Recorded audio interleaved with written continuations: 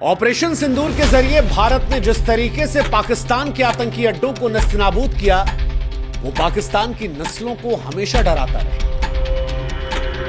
लेकिन आज सवाल यह है कि क्या ऑपरेशन सिंदूर के बाद भारत का अपना हक लेने का वक्त आ गया है? क्या पीओके का भारत से जुड़ने का वक्त आ गया है? इस सवाल की गंभीरता को समझना है तो आपको 5 अगस्त 2019 को वापस जाना पड़ेगा, जब देश की संसद में बहस चल रही थी। 370 को इतिहास के पन्नों में दफन किया जा रहा था और तब देश के गृह मंत्री अमित शाह ने संसद में कहा था कि पीओके भारत का अभिन्न है और इसके लिए हम जान दे देंगे। कि जम्मू एंड कश्मीर के पीओके को आप भारत का हिस्सा नहीं मानते हो क्या? एग्रेसिव ना हो, जान दे देंगे इसके लिए, जान दे देंगे, जान दे देंगे इसके लिए।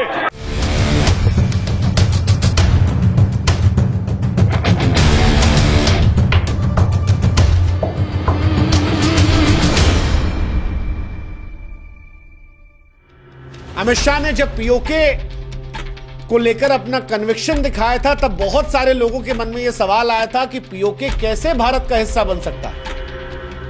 लेकिन उस वक्त भी भारत सरकार से जुड़े लोग ये बार बार कह रहे थे कि पूछिए मत, बस इंतजार कीजिए और जो होगा उसमें साथ देते रहिए, भरोसा रखिए, क्योंकि भारत के इरादों का ऐलान था जब यह कहा गया था कि पीओके के लिए जान दे देंगे, और इस शब्द ने दुनिया को हिलाकर रख दिया।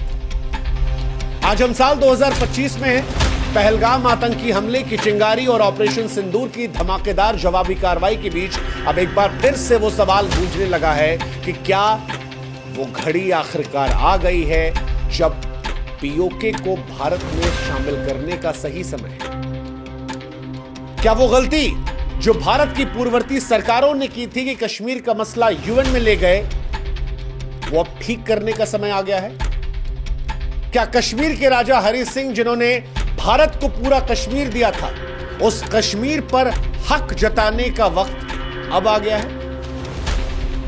अमित शाह का वो वादा अब हकीकत की शक्ल ले रहा है और यह कहानी अपने आप में सबसे तीखे और रोमांचक मोड़ पर पहुंच गई है। अब सवाल यह है कि पीओके को भारत में मिलाने की राह क्या है, रणनीति क्या है, संभावनाएं क्या है?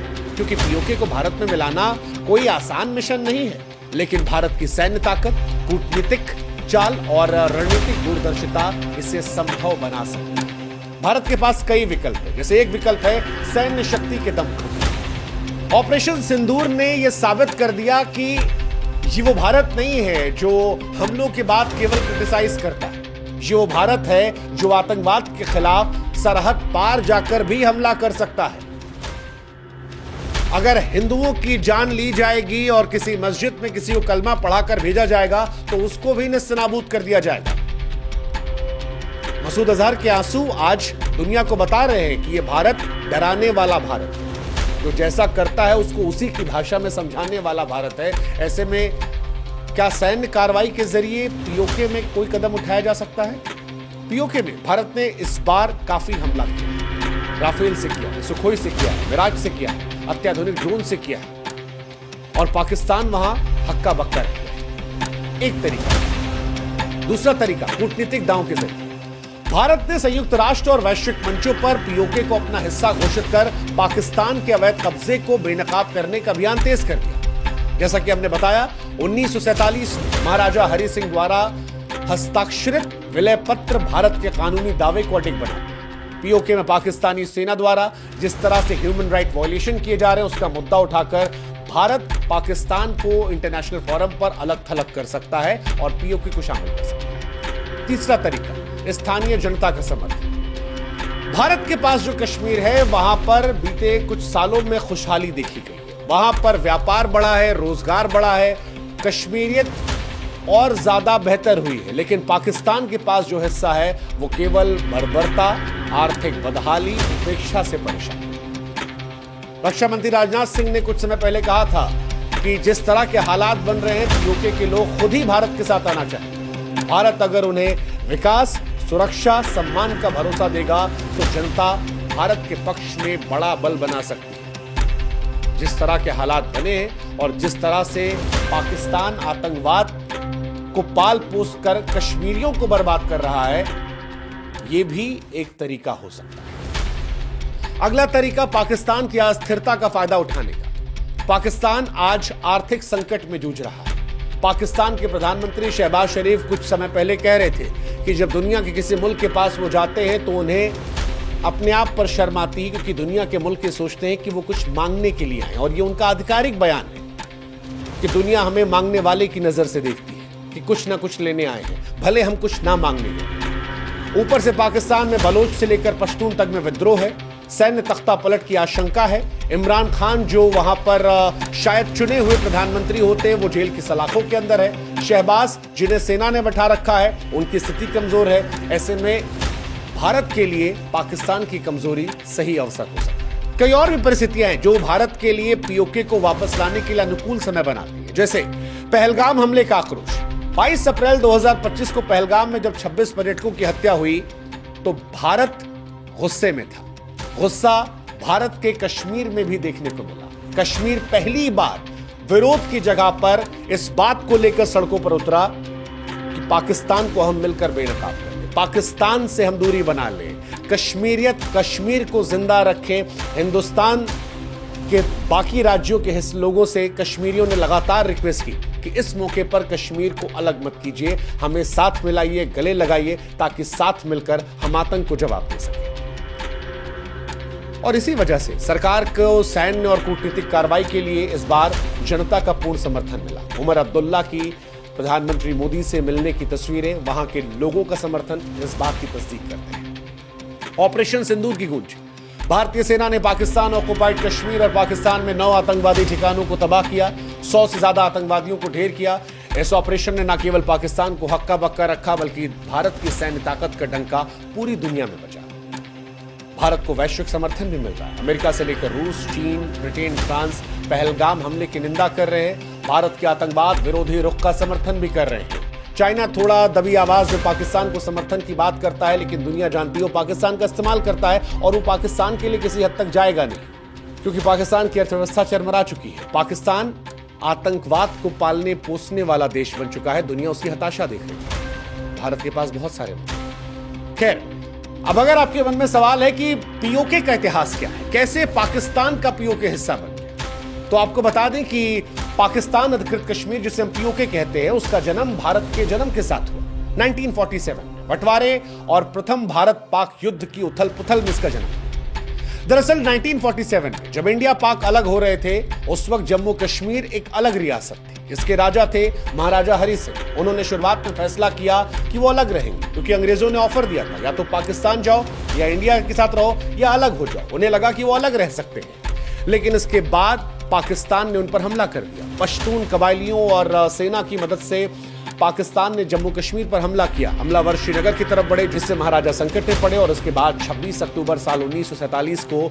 महाराजा हरि सिंह ने भारत से मदद मांगी। भारत के साथ विलय पत्र पर हस्ताक्षर किए, जिससे जम्मू कश्मीर भारत का हिस्सा बन गया। इसके बाद भारतीय सेना ने पाकिस्तानी समर्थित लड़ाकों को खदेड़ना शुरू किया, और फिर 1947-47 के युद्ध में भारतीय सेना ने कश्मीर घाटी, जम्मू और लद्दाख के बड़े हिस्से को मुक्त कराया। हालांकि उस वक्त भारत से गलती हुई, भारत यूएन चला गया, सीज फायर का ऐलान हो गया, और जितना हिस्सा भारत की सेना ने तब तक कब्जा किया था वो भारत के पास रहा। जो हिस्सा छूट गया था वो पाकिस्तान के पास चला गया। भारत की एक ऐतिहासिक जीत। अब सवाल ये कि पीओके का कितना हिस्सा किसके पास है, ये भी एक महत्वपूर्ण सवाल है। तो हम आपको बता दें कि जम्मू कश्मीर का 32% हिस्सा जो है वो पाकिस्तान ने कब्जे में रहा, जिसे पीओके कहा जाता है। पाकिस्तान इसे आजाद कश्मीर कहता है, तो भारत इसे अवैध कब्जा मानता है, क्योंकि भारत के पास वो विलय पत्र है जिसमें पूरा का पूरा कश्मीर जो है वो भारत के पास है। दरअसल 1947 में 2,22,236 वर्ग किलोमीटर कश्मीर क्षेत्रफल बंट गया। आपको बता दें कि भारत के पास जम्मू कश्मीर घाटी, लद्दाख, श्रीनगर, अनंतनाग, लेह, ये तमाम इलाके आए जो भारत के पास है। जो हिस्सा तकरीबन 45% होता है।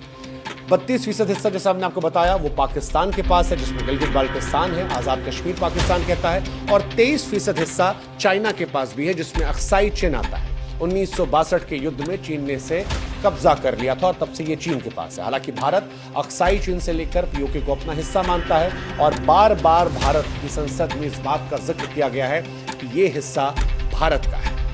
भारत के पास फिलहाल मौका अच्छा है, जैसा हमने आपको शुरुआत में बताया, क्योंकि भारत आज सैन्य, आर्थिक, कूटनीतिक रूप से अपने चरम पर है।